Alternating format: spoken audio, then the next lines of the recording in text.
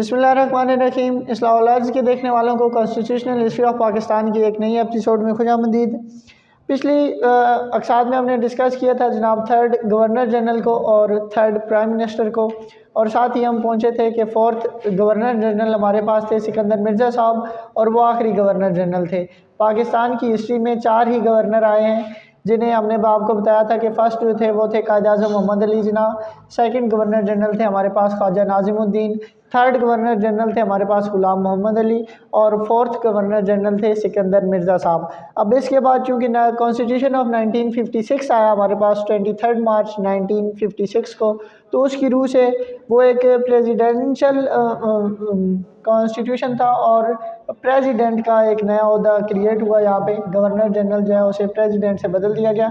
तो first president of Pakistan थे सिकंदर मिर्ज़ा। तो आज हम शुरू करने लगे हैं जनाब फोर्थ गवर्नर जनरल से और फोर्थ प्राइम मिनिस्टर से।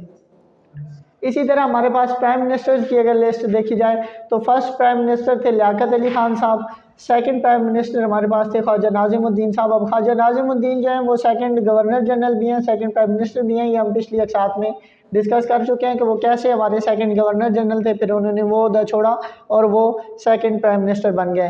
थर्ड प्राइम मिनिस्टर हमारे पास थे जनाब मोहम्मद अली बोगरा साहब, और फोर्थ प्राइम मिनिस्टर थे चौधरी मोहम्मद अली।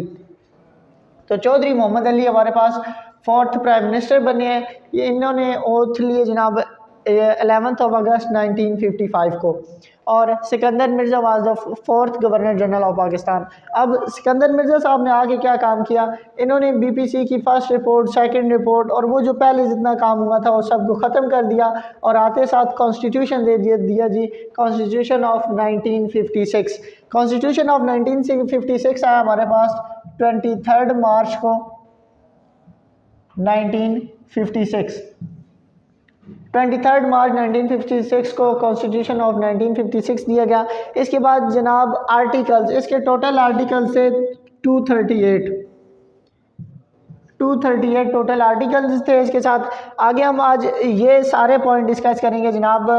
आया का आर्टिकल कितने थे, फॉर्म ऑफ गवर्नमेंट इसमें कौन सा था, प्रोविंसेस कितने बनाए गए, असम्बलीज और लैंग्वेजेस, और फेडरल कोर्ट और सुप्रीम कोर्ट को हम डिस्कस करेंगे, और लास्ट पॉइंट हमारे पास principles.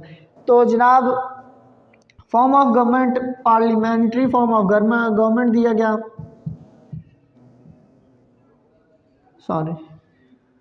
Parliamentary form of government दिया गया जनाब। इसमें प्रोविंसेस टोटल 2 ही सूबे थे इस आइन के तहत हमारे पास, एक जनाब बंगाल था, ईस्ट पाकिस्तान और वेस्ट, ईस्ट और वेस्ट 2 ही प्रोविंसेस थे। और असम्बलीज, अब 2 असम्बलियाँ बनाएंगे इसमें, एक ढाका में दूसरी लाहौर में, तो 2 असम्बलियाँ बनाएंगे जनाब। लैंग्वेजेस बंगाली और उर्दू को नेशनल लैंग्वेज करार दिया गया। इसमें हम पहले डिस्कस कर चुके हैं कि बीपीसी इसीलिए हमने बनाई थी, और उसमें लियाकत अली खान साहब के दौर में हमने डिस्कस किया था कि कुछ मसाइल थे, कंट्रोवर्सीज चली थी, जिसमें से सबसे अहम जो था वो एक सीटों का मामला था जो मोहम्मद अली बोगरा साहब ने हल किया बोगरा फार्मूला के तहत, और दूसरा मसला ये था, तो ये यहाँ पे हल हो गया जी। जो ज़बानों का मामला था, बंगाली और उर्दू हमारी कौमी ज़बान करार दे दी गई। अब इस कॉन्स्टिट्यूशन के तहत सुप्रीम कोर्ट का नाम दिया गया जी फेडरल कोर्ट को। अगर आप पुराने फैसले देखेंगे तो उसमें आपको फेडरल कोर्ट का जिक्र मिलेगा। वो इसलिए कि पहले सुप्रीम कोर्ट को ही फेडरल कोर्ट कहा जाता था, और इसमें जनाब इसे सुप्रीम कोर्ट का नाम दिया गया। इसके बाद लास्ट पॉइंट हमने बताया था कि हम डिस्कस करने जा रहे हैं जनाब प्रिंसिपल्स। तो प्रिंसिपल्स ऑफ पॉलिसी दिए गए कॉन्स्टिट्यूशन ऑफ 1956 के तहत, प्रिंसिपल्स ऑफ पॉलिसी दिए गए जी। तो ये जनाब मोटे मोटे पॉइंट थे कॉन्स्टिट्यूशन ऑफ 1956 के। अब इसमें एक बड़ा मसला ये पैदा हुआ कि सिकंदर मिर्ज़ा साहब ने खुद तो हल्फ लिया प्रेसिडेंट ऑफ पाकिस्तान का। अब हमने आपको बताया था कि फोर्थ के बाद जब ये आए तो प्रेसिडेंशियल लॉ था, तो इसमें जनाब हाँ एक तो यूनिकैमलर था, ये यूनिकैमलर होना, इसकी यूनिकैमलर, अब इसमें यूनिकैमलर सिस्टम का जो है वो इसकी नाकामी की सबसे बड़ी वजह बना। और फिर हमने आपको बताया कि प्रेसिडेंट का उन्होंने हल्फ उठाया सिकंदर मिर्ज़ा साहब ने। अब सिकंदर मिर्ज़ा साहब खुद तो प्रेसिडेंट बने, और फॉर्म ऑफ गवर्नमेंट कौन सा दे दिया, पार्लियामेंट्री। तो पार्लियामेंट्री फॉर्म ऑफ गवर्नमेंट में ज़्यादा इख्तियारात किसके पास होते हैं, वज़ीर आज़म साहब के पास। सदर साहब को तो वैसे ही कभी एजाज़ी तकरीबात में बुला लिया जाता है। तो अब यहाँ पे एक नया सिलसिला शुरू हुआ। सिकंदर मिर्ज़ा साहब ने यहाँ पै दर पै बदलना शुरू कर दिया प्राइम मिनिस्टर्स को, जिसमें हमारे पास हुसैन शहीद सोहरावर्दी हैं, इब्राहिम इस्माइल चंद्रीगर हैं और फ़िरोज़ खान नून हैं। इन्हें नहायत थोड़े वक्त के लिए आए ये सब और इन्हें जल्दी जल्दी बदला गया, रैपिडली इन्हें चेंज किया गया। उसकी वजह क्या थी, ये एक लस्ट ऑफ पावर था जिसने पाकिस्तान को नहीं होने दिया, स्टेबल नहीं होने दिया।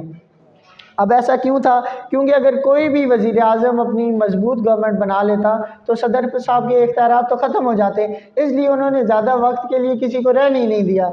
कोई ना अपनी हुकूमत बनाएगा और ना हमारे इख्तियारात जाएंगे।